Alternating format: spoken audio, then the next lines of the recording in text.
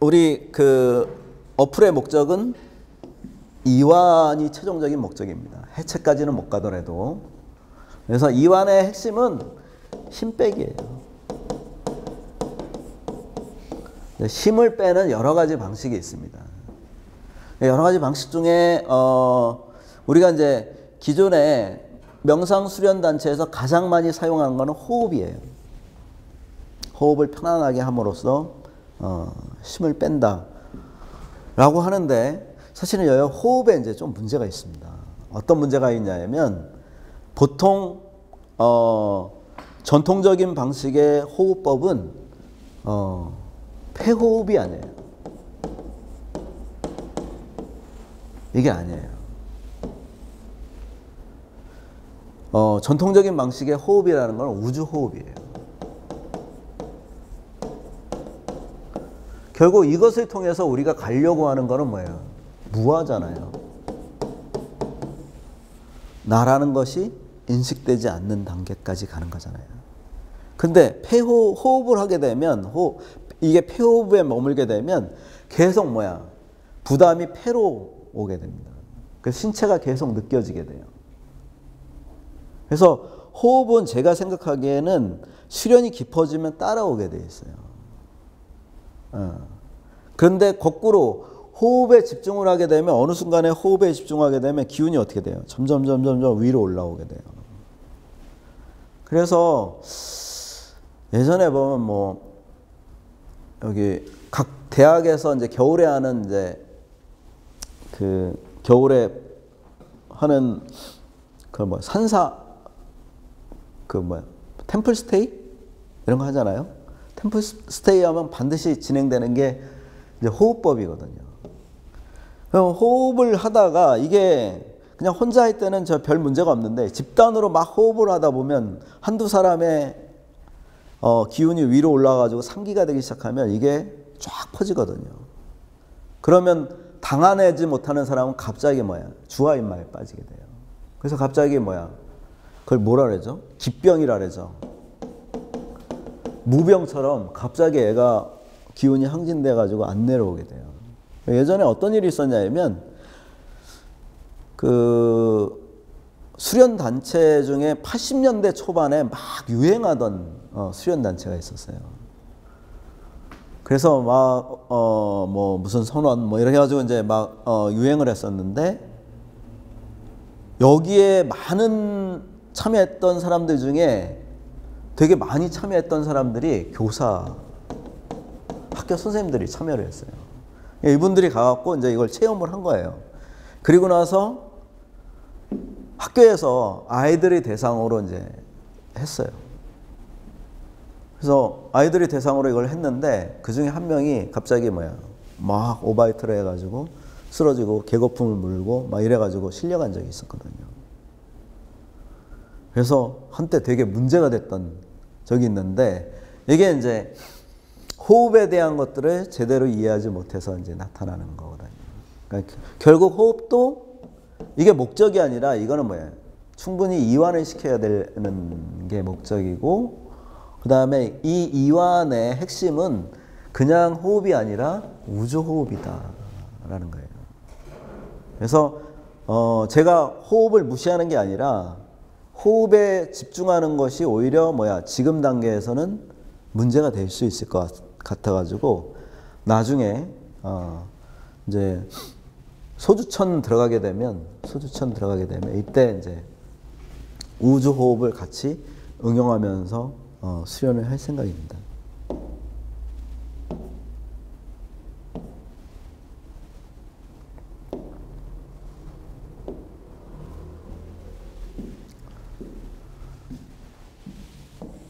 결국 이제 수련의 핵심은 이제 이게 ABC예요. 결국 수련은 뭐야? 내 기운들을 편안하게 하고, 내가 뭉쳤던 것들을 갖다가 풀어내고, 그를 통해서 소통을 하게 되고, 그 소통을 통해서 마지막에는 뭐야? 우주와 같이 소통을 하면서 내 몸을 해체하는 거죠. 그러니까 이 효과가 이제 결국 수련이고, 이게 일상화되는 것이 수행일 텐데, 이 수련에 대해서 뭐라고 얘기를 하냐면,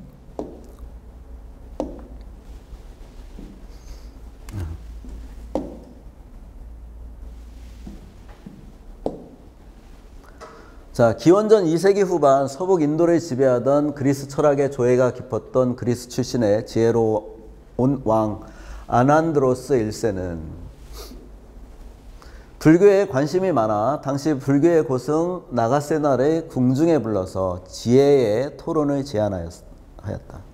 왕은 사람의 운명이 업에 의해, 이제 인도 철학의 한 측면에 보면 이제 업을 되게 강조하는, 까르마, 뭐 이런 것들을 이제 강조하는 측면이 있는데, 업에 의해 결정되고 인과응보의 법칙에 따라 움직인다면 결국 뭐야? 우리 운명이 결정된다면 우리가 수행하는 게 어떤 필요가 있는가?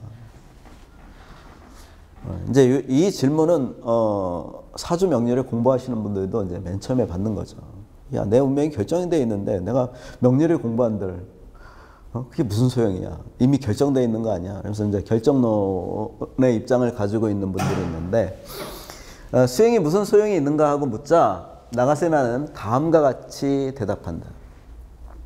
대왕이시여, 돌을 바다에 던지면 그 돌멩이가 아무리 작더라도 바다에 빠집니다. 바로 뭐야? 인과의 법칙인 거죠, 이거. 불교에서 얘기하는 인과의 법칙인 거죠. 벗어날 수 없는 어떤 것들이 있다라는 거죠. 그러나 큰 돌이라고 할지라도 배에 실으면 그 돌은 물에 빠지지 않습니다. 작은 돌멩이일지라도 물에 빠지게 되어 있는 것이 인과의 법칙으로서 업은 아무리 작더라도 거기에는 반드시 과보가 따릅니다. 그러니까 우리가 죄를 짓지 마라 라고 얘기를 하잖아요. 업을 쌓지 마라 이런 얘기를 하는데, 그래서 이제 우리가 이제 일상에서는 뭐 다른 사람들한테 뭐 매너 있게 하고 뭐 다른 사람하고 잘 지내고 싫은 소리를 안 하고 막 이럴 수 있죠. 근데 어느 순간에 이제 이런 것들이 틀어질 때가 있어요. 운전할 때 뭐 이럴 때.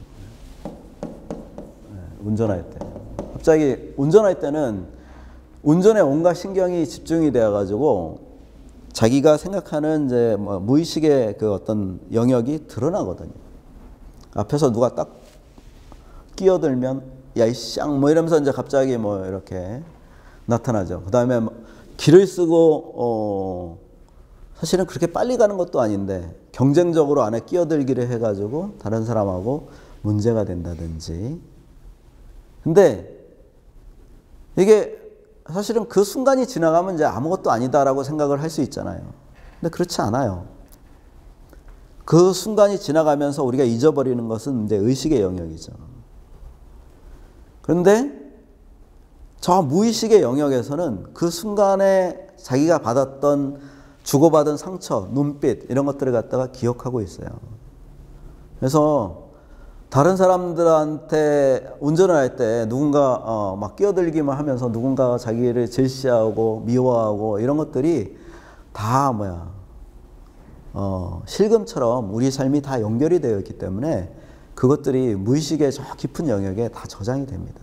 저는 이제 그런 것들이 업이라고 생각합니다. 그래서 업은 의식적인 영역만에 갖다가 얘기하는 게 아닐 거라고 생각합니다. 그래서 결국 업은 아무리 작더라도 거기에는 반드시 과보가 따릅니다. 그러나 큰 바위라도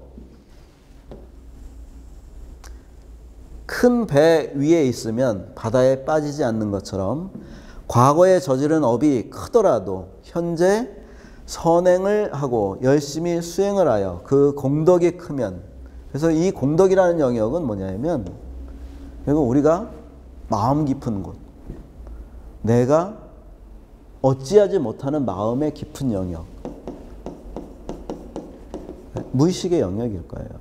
이런 무의식의 영역이 결국 우리가 수련을 통해서 이제 만나게 됩니다. 그런 상처들을 우리가 이제 만나게 되는 거죠. 이런 공덕이 크면 그 업에 과보가 나타나지 않을 수도 있습니다. 돌멩이가 업이고 수행이 배에 해당하는 겁니다. 그러니까 우리가 인과의 법칙으로부터 벗어나지는 못하죠. 그렇지만 그 인과의 법칙을 순행하면서 우리 삶을 온전히 할 수 있는 그런 방식이 우리가 하는 수련이자 수행이라는 겁니다. 저는 이 부분이 그 나가세나가 이 부분에 대해서 되게 우리가 수행을 하고 있는 이유라든지 이런 거에 대해서 되게 정확하게 얘기를 하고 있다고 생각을 하는데, 그러면 1차적으로 내 마음 깊은 곳까지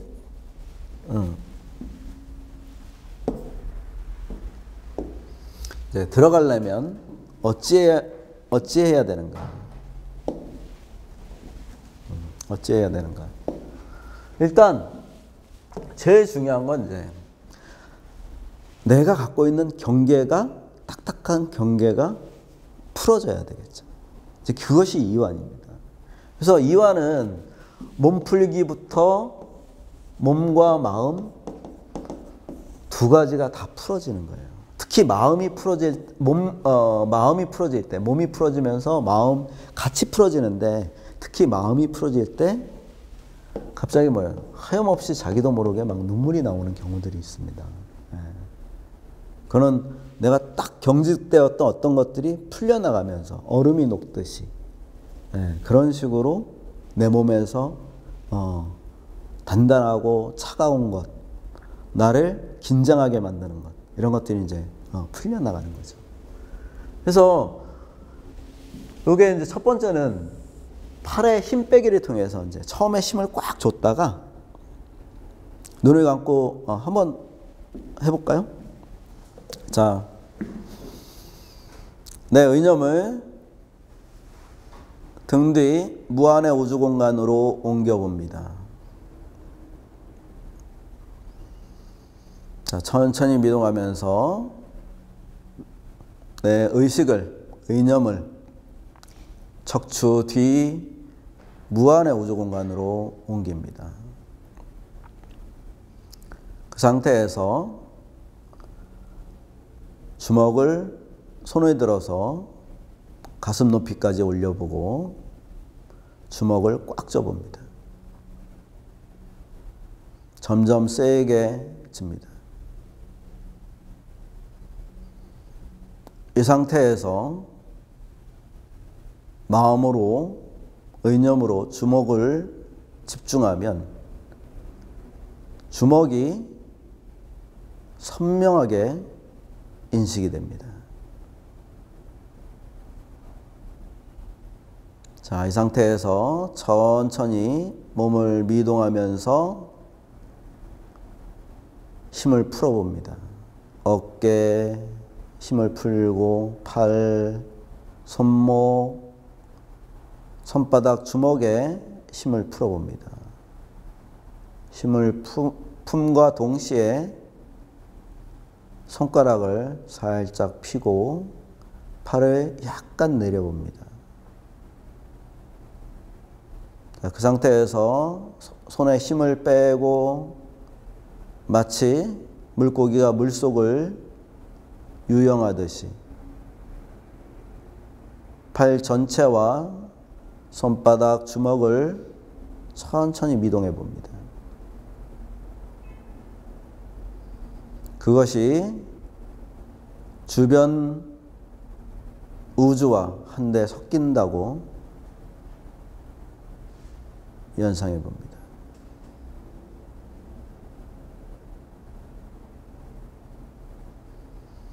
자, 이 상태에서 다시 주먹을 꽉 쥐어봅니다. 손목, 팔꿈치, 어깨 힘을 꽉 쥐어봅니다.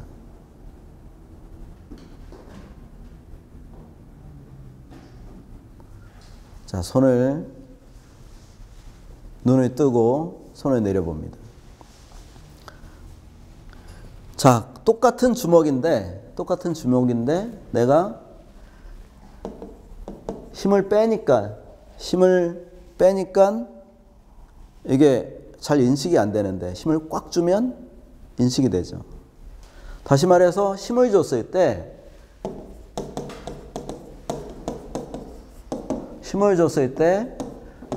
내 몸에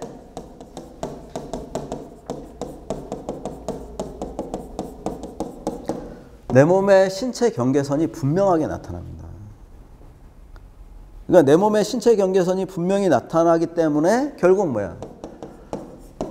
나라는 인식이 선명해지고 그 순간에는 뭐야? 나라는 고정된 시야로부터 내가 벗어나지를 못하는 거죠.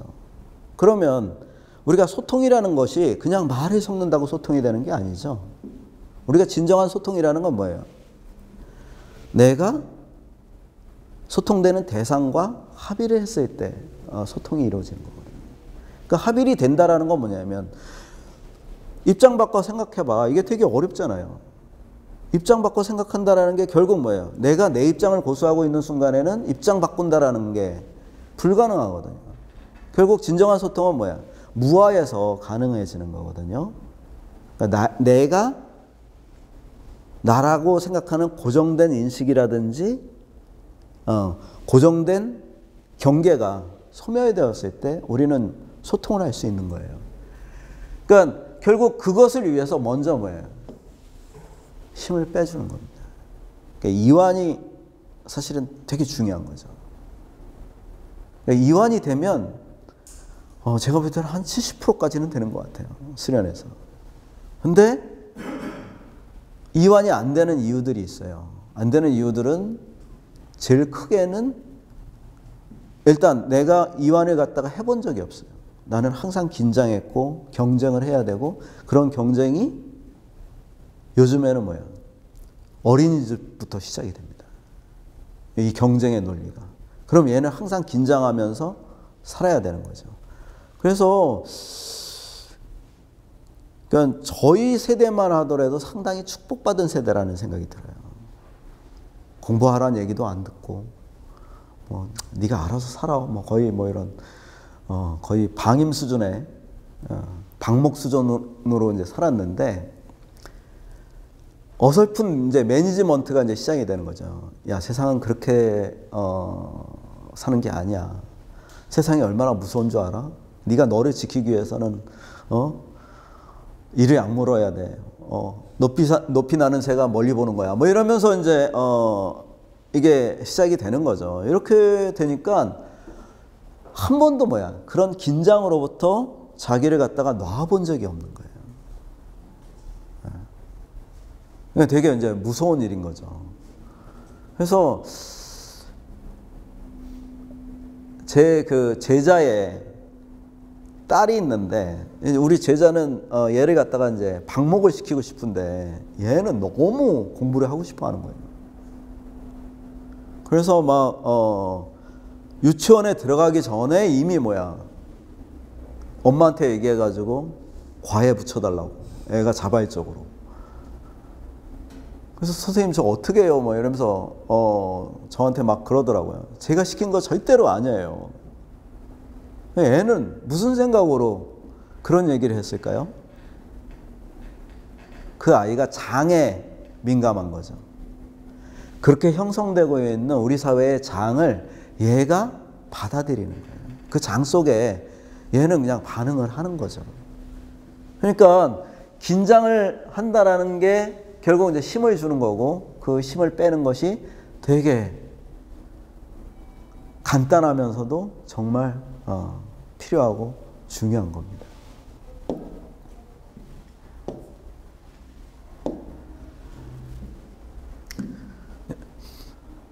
이게 이제 똑같은 거예요. 첫 번째는 이제 팔의 힘 빼기를 통해서 이제 이완을 체험해 보는 건데 마지막에 자, 이 변화의 의미를 되새겨 봅니다. 내가 힘을 주고 있는 동안에는 내 팔과 주위 공간이 명확하게 구분되지만 이게 명확하게 구분된다는 게 뭐예요? 결국 우리가 버려야 되는 뭐죠? 분별심인 거죠. 힘을 주고 있는 순간에 내 몸에 힘을 주고 있는 순간에 남자와 여자, 가진 자와 못 가진 자, 부자와 가난한 자, 배운 자와 그렇지 못한 자, 그죠? 뭐 이런 우리가 일상의 삶 속에서 너무나 자연스럽게 받아들였던 우리의 철학이 결국 내 몸에 엄청난 긴장과 힘을 주었을 때 이제 만들어진 것들입니다. 그러니까 이런 것들이 결국 이제 이런 분별심이 우리의 무의식이잖아요. 은연중에 예를 들어서 우리가 가장 결혼이라든지 이런 거를 할 때 다 분별하잖아요. 그러니까 그 경계가 흐려지고 마침내 팔과 주위 공간이 구분되지 않는 하나의 장이 이제 힘을 뺐을 때 형성이 됩니다. 이걸 우리는 이제 동시장이라고 하고 있고, 내 몸의 경계가 사라진 순간, 경계가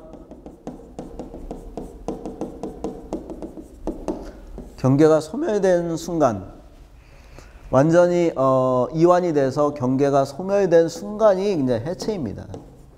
그래서 어디까지가 이완이고 어디까지가 해체이고 어느 단계까지가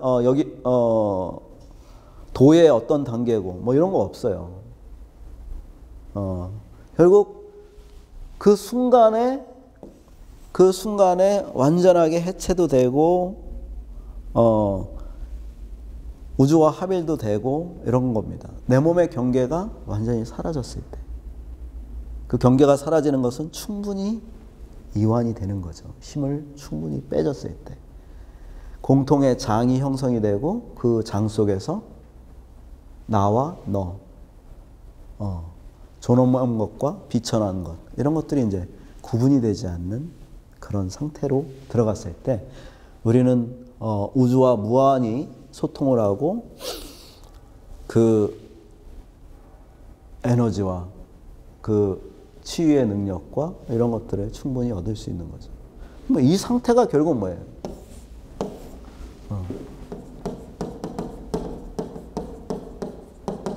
이 상태가 결국 뭐예요?